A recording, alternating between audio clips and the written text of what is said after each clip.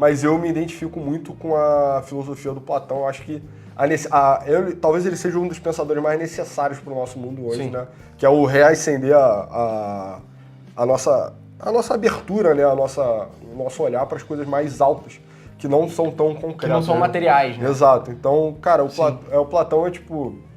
Fora, assim, é porque também teria como você fazer uma leitura do Platão colocando ele como um idealista, assim, um idealista utópico, né? Principalmente baseado no pensamento político dele. Mas eu acho que a cosmovisão do Platão é o que falta pra gente hoje, entendeu? Exato. Teve um pessoal que até, eu sinto que criticaram que a gente não explicou. A gente falou esse negócio que a gente acha que o Platão é quem mais falta hoje em dia e a gente não explicou e teve uma galera que queria que a gente explicasse mais. Então, enfim, pra adentrar um pouco mais... A ideia é o seguinte, o mundo hoje em dia, a metafísica do mundo, né? Metafísica é meio que você entender a realidade no nível mais fundamental. É o que realmente existe e o que não existe, são meramente ilusões. Hoje em dia a metafísica ela é 100% materialista, então as pessoas consideram que as únicas coisas que existem mesmo são as coisas materiais, sabe? Então é aquilo que você consegue ou sentir com seus sentidos, então encostar nelas, ver elas com seus próprios olhos, ou coisas que você consegue medir através de instrumentos científicos, né? Sim. Então, isso, beleza, isso são coisas que efetivamente existem, só que também tem coisas que existem que não são necessariamente mensuráveis, entendeu? Exato. Eu acho que a gente até fez esse ponto da capacidade de medir e mensurar como algo positivo no vídeo das faculdades. Sim. A gente falou que esse é o grande trunfo da economia frente às ciências sociais hoje em dia, que é a capacidade justamente de... O cara consegue quantificar, medir, comparar, e isso é um trunfo para você entender. Só que também tem um lado obscuro dessa parada, né? Que é tipo, esse apego muito grande à dimensão material e principalmente, cara, porque a gente vive num ethos muito de otimização, né? Exato. As coisas têm que ser ótimas, as coisas têm que ser muito azeitadas, tudo é como se fosse um processo, tudo é um processo científico, fabril, assim, né? Como a gente enxerga o mundo. O futebol é um bom exemplo disso, né? Antigamente, eu não vou falar que eu sei 100% como era, mas a galera tinha, fulano de tal joga muito. O cara não é necessariamente eficiente em fazer gol, tipo, em dar os passes que avançam a bola, em fazer dribles, etc. Exato. Só que o cara jogava, ele tinha muita técnica da bola e você botava ele em campo, mesmo se não tivesse tanta eficiência. Só que ao longo do tempo, dado que os técnicos e as equipes de análise de dados, etc., foi conseguindo medir exatamente o que faz um jogador ser mais provável em fazer gol, o jogo foi meio que ficando padronizado, entendeu? É isso. Que você vê esse jogo muito no Guardiola. Não sei se a galera que segue isso vai saber tanto de futebol. Não, mas talvez eles entendam que as pessoas falam, o camisa 10 clássico morreu, né? Era aquele jogador mais plástico, assim, que tipo, a contribuição dele pro futebol em si era uma coisa mais difícil de perceber, era assim, tipo, uma coisa de um brilhantismo de uma jogada, a firula, uma coisa... Enfim, uma coisa difícil de descrever, sabe? O cara tipo assim, um jogador igual o Zico, igual o Rivelino, ele não se criaria no futebol moderno. Ele não conseguiria jogar no Manchester City do Guardiola direito, entendeu? Exatamente isso. Ou então no Campeonato Brasileiro mesmo, as coisas já mudaram drasticamente, a gente está passando pela profissionalização do futebol. É engraçado estar falando disso com o futebol, mas é tipo, um exemplo perfeito, na verdade.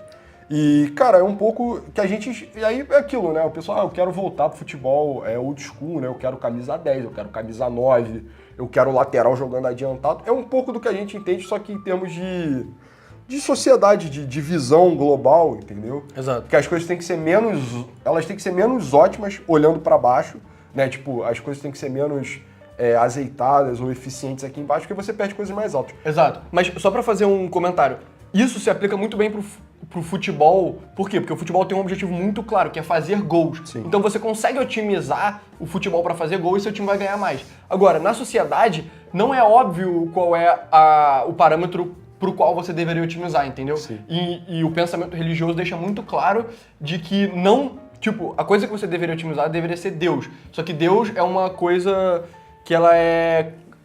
tipo, opaca, entendeu? Você não consegue saber as características de Deus. Em essência. Exato. Então, a própria natureza da otimização, tipo, a sociedade não deveria ser tão otimizada. E o Platão, ele entrega muito isso, Exato. né? Por exemplo, uma das formas mais... Porque o Platão tem a ideia das formas ideais, né? E uma das formas... Só que, da mesma forma que tem uma diferença hierárquica entre o mundo sensível e o mundo das formas, tem uma hierarquia dentre as formas. E uma das formas mais elevadas para ele é justamente a justiça. E isso é um ótimo exemplo de como que, cara... Não tem como você fazer a justiça de uma forma otimizada, entendeu? Então, por exemplo, quem fala que, nossa, no futuro vão substituir os juízes por inteligência artificial, cara, isso, eu não sou advogado, mas eu penso em filosofia política há muito tempo. Tá resguardado, tá resguardado, filho. Eu não sou um doutor da lei igual o Vitor Antunes, entendeu?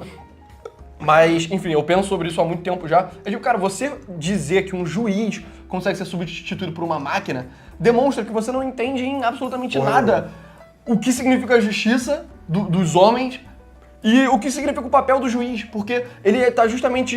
O juiz é pra decidir os casos que estão na margem, entendeu? Sim. Então, tipo... Cara, como é que você vai botar uma máquina? Porque a máquina, ela, justamente, ela decide coisas que já foram decididas. Só que isso não tem uma coisa que não foi decidida, e aí, como é que você vai fazer, entendeu? Exato. Dito isso, A gente eu tá falando sobre gosto muito do Platão. Eu acho que o Platão é muito necessário, só que o Platão ele tem várias falhas que o Aristóteles ele resolve também, entendeu? Então, tipo, o problema do Platão é, tudo bem, você tem as formas ideais, só que quais são as formas ideais? Quais são as características das formas ideais? E o Aristóteles, meio que, o Platão não pensou uma epistemologia para você saber o que é verdade sobre as formas ideais. Ele meio que só falou que elas existem. E o Aristóteles conseguiu pensar uma epistemologia que é justamente olhando para baixo, entendeu? Então, tipo, eu fui estudar mais para Aristóteles, a filosofia dele é realmente uma coisa incrível, sacou? Só que hoje em dia a gente tem muito, na sociedade atual, a gente tem metade do Aristóteles, que é a parte empirista, sem a parte das formas, sabe? Exato. Sem a parte da essência das coisas e tal. Para não colocar o Platão como pensador perfeito, eu sou cético em relação à capacidade racional do homem, né? Exato. E o Platão é um absolutista da razão, né? Ele acha que, o cérebro humano é uma coisa tão fantástica que se a gente ficar pensando, debatendo e tal, a gente vai chegar nessas formas perfeitas. A gente não vai chegar nessas formas perfeitas só pensando, entendeu? Sim. Tipo, a razão humana ela é muito limitada. A gente tem essa falsa ilusão de que ela uma coisa, que ela é a coisa mais poderosa do mundo, que ela transforma ela transforma a paisagem, transforma o clima, você consegue comprar um sushi no iFood. Só que ela é muito fácil de ficar misguided, né? Exato. De você errar e você achar que você tá certo e não tem muito como corrigir. Exato. Ela tá quase em antagonismo com a natureza, na verdade, né? A razão do homem é a inimiga da natureza do homem, né?